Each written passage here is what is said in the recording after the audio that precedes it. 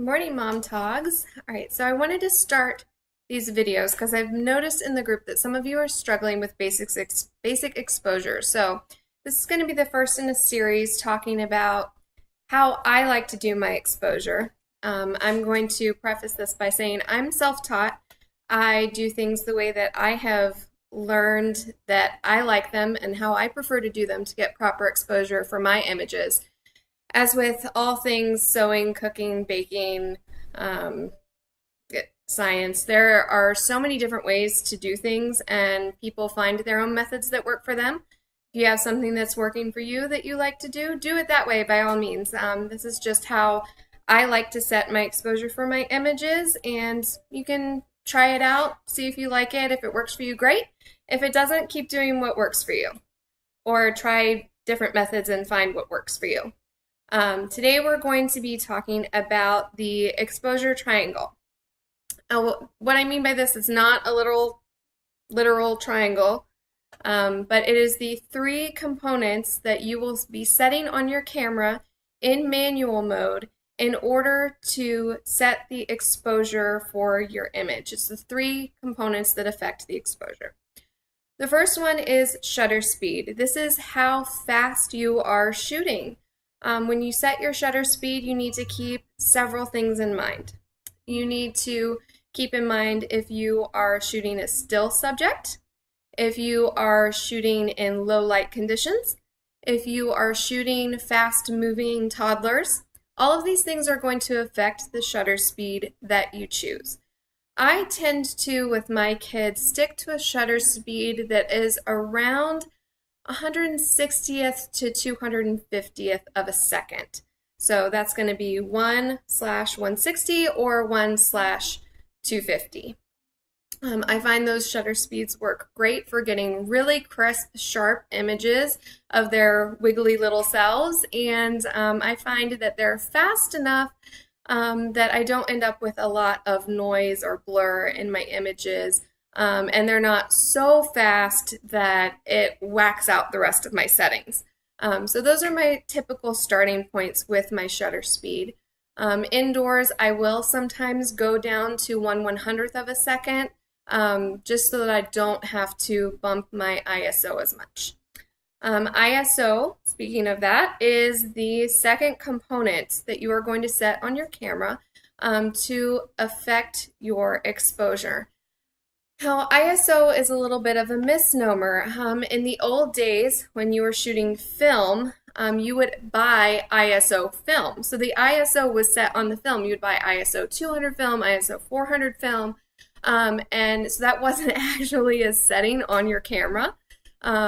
These days, digitally, we set this on our camera. And what you need to keep in mind is that if you're not shooting with a camera that is professional grade, your ISO max capability is going to be pretty low. And what I mean by that is that once you start shooting above 600, 800 ISO on some of these more affordable, kind of everyday, made for the everyday person DSLR cameras, is you're going to find that you're going to get a lot of grain and noise in the picture because the sensors aren't as big, the processors aren't as great, and they just aren't made for the lower light situations where you have to bump your ISO. Now, I shoot with a Nikon D750 and a Nikon D5300, and both have great low light capabilities. My 5300, actually, I can bump my ISO way up on that sucker and not get a lot of noise. It's actually a little bit better than my 750 for night photography. But for everyday shooting, when you're shooting in like nice natural light, like what I have coming in right now, your ISO is going to be anywhere from 100 if you're closer to the window, or like where I am would probably be closer to 200 to 400, depending on your other settings again. So that's the basics with ISO there. You want to keep those numbers low, or you're really going to get grain in your images. And the last component that we're going to talk about today is your aperture. Now, I know some of you are probably shooting with kit lenses, or you're going to have the basic, everybody's got to have it nifty 50, which is an awesome lens. And these lenses are going to have an aperture anywhere from 2.8, 1.8, to even starting at a 3. I think some of the basic lenses start around a 3, or 4 even. I think some of them do. But if you have the capability to shoot 2.8, I highly, highly recommend that you shoot at a 2.8. It's going to allow you to get that beautiful background blur.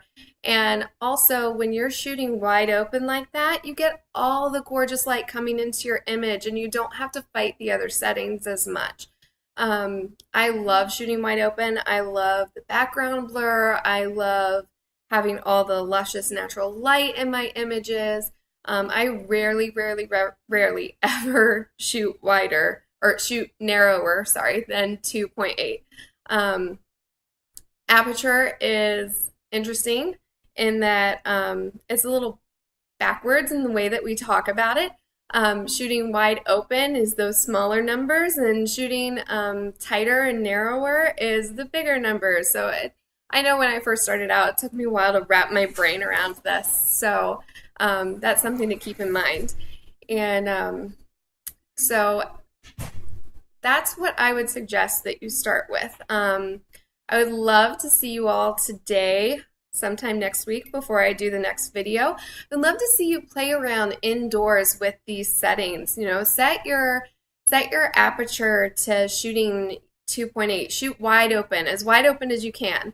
And then set your ISO to 200 and set your shutter speed to 1/100th of a second, and use natural window light and take a picture of something, anything. It could be still life, it could be your kid, but I want you to start getting a feel for how these settings work, and I want you to play with changing your ISO and changing your shutter speed and see how it affects the changes of the image. See how it affects your light.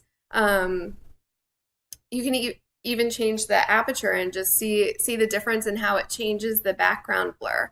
But it's really important that you get this feel for how all of this works together.